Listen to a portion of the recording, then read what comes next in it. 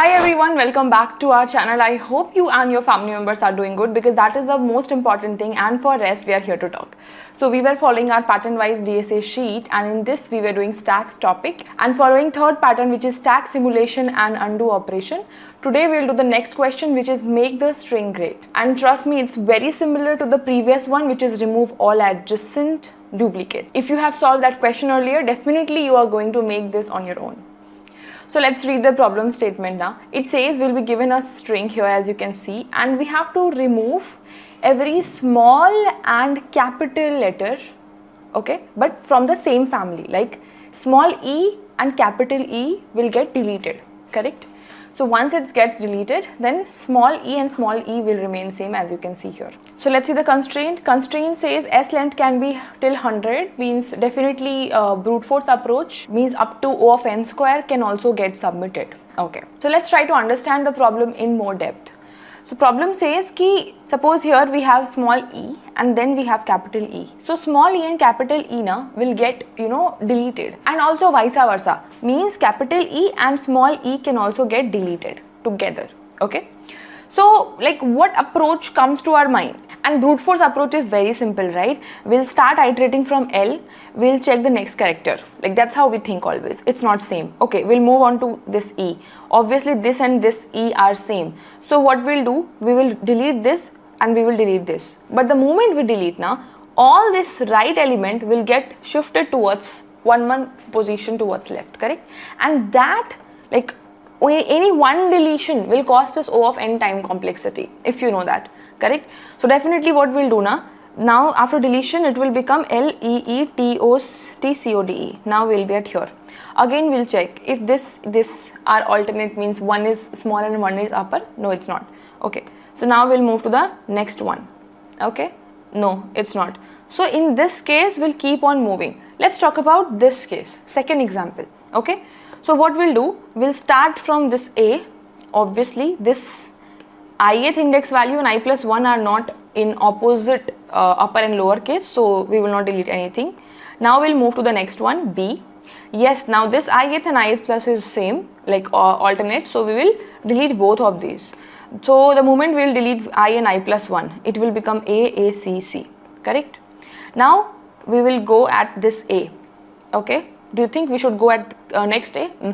We should do I minus. Okay, why? Because now this, like after deletion now, this next element and this previous element can also match, as said in this question.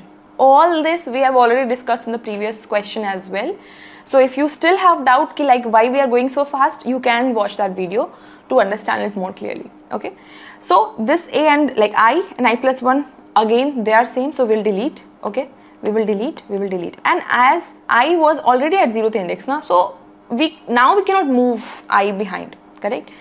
So now the string will become C and C, correct? So I will point to this.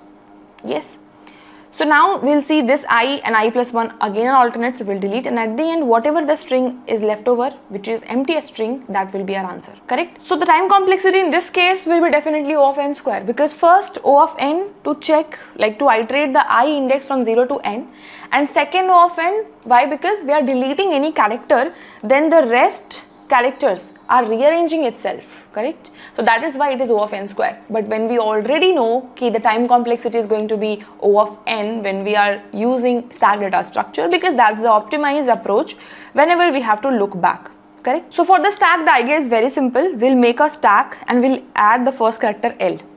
Now we'll move to E and we'll match this E and the top element. No, they're not matching. So again this smaller E we will add and we'll move to the next E, correct?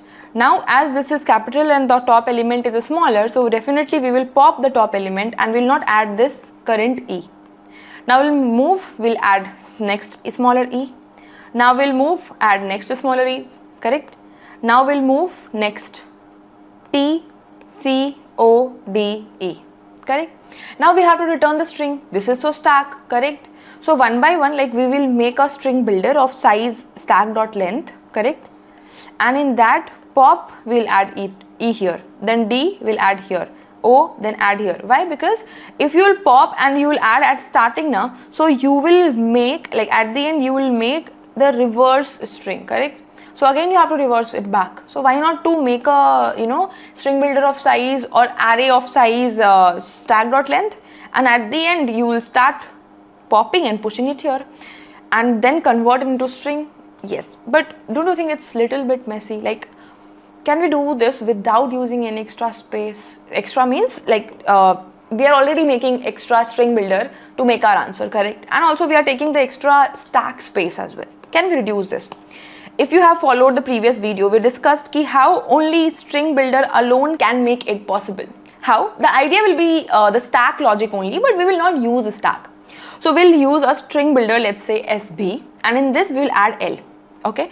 Now we are at small b, so we will add small e. Okay. Now the moment we will move to the next, like capital E, we'll check this current E and this E are alternate in order. So we want to delete. So instead of popping from stack, we can delete from string builder. And as we are deleting the last element only, so it will take only O of one time complexity to delete. Yes. And now this E we will not add, we will skip it. Now we will be at this small e that we'll add. Similarly, next E we will add, next T we will add CODE, and at the end this is string builder we will convert into string, and that we can return it. Okay. So space wise, as shown, we have somehow saved, but still it's linear only, so it won't add much effect. So how still the string builder code will be faster compared to the stack one? As discussed in the previous video as well, internally the stack implementation uses synchronized and applies lock on every functions like push, pop, and that will be time consuming, correct? Compared to the string builder, which is simple array, means every add and delete function takes O of one time complexity, and it does not apply any lock. So hence string builder code is always faster compared to the stack. So let's write the code for this. So what we'll do, first we will make a string builder, correct? String builder SB is equal to new string builder. Now we want to run a for each loop. So for char ch in s. One by one we will read every character. Okay. Now our task is to calculate the length, because we want to delete the character from string builder. So first we have to check if that string builder, what if it's empty, correct? So first we will calculate the string builder length, and now after this we will check if length is positive, means we have something in the string builder, and also now we have to check if the top element and current element are of same. But how can we check? See, the first thing which we have to match is they needs to be in alternate, means one should be capital letter and one should be small letter. Okay, means small e should match with capital E, correct? So for this we have to, like, if you want to match it, we have to check now, like, to convert both into lowercase, then both will become what? E, and then we have to match if it's same or not. Why? Because it might happen that one will be in smaller case and other will be in capital letter, but it's not same, right? And how we'll get to know that? When we'll convert both into upper or lower. So suppose we changed into lower, so it will become E and it will become A. Now we can match, no, these are not same. Okay, so the very first thing is we will convert into lowercase and then we'll match, and also without conversion they should not be same. So first, after conversion they should be same. Why I am saying this? Because suppose if we have both small e, okay, so when you will convert this into lowercase or uppercase, it will be same matching, but without conversion also it should not be same, right? Then only it will guarantee that one is smaller and one is capital. But without conversion, if they are same, means both are smaller or both are capital, and that should not be the deletion case, correct? So hence here we will add, first we will convert character dot to lowercase, let's convert into lowercase, lowercase of sb dot char at length minus 1, means last character you want to check, okay, should lowercase should be equal to character dot to lowercase of ch, current. So current character we have to read which ch, correct. And also along with this, correct, like the character present at the last index of the SB should not match with the current ch. Then only we can say yes. So now we can delete. So SB dot delete char at length minus 1. Okay, and here also the bracket, I think I missed something, it will be smaller case. So this is the for deletion case, but what if not? So definitely if not, then we'll add in this else case sb dot append that current character I want to add. After coming outside the for loop, definitely we can return SB, but after converting to string, correct? Yes, because if you know SB is a array, string builder is array, right? So now we can run this.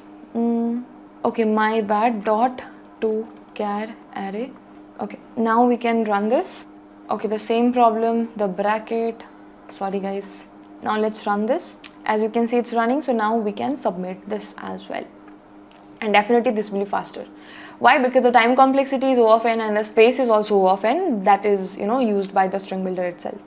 And as you can see, the constraint was very small, so even though you will work with the O of n square time complexity case, still it will run. Okay, so this was your Java code, and I hope you understood, and this was very easy, to be honest, and you can submit on your own. Yes, and this is your Python code. It's very easy and very simple, because in Python we always write lesser code, right? So this was Python, and here is your C++ code with a similar logic, same approach. We have not changed anything here. Okay, so if you understood, yes, then you are eligible to go in the sheets and mark the third question as done.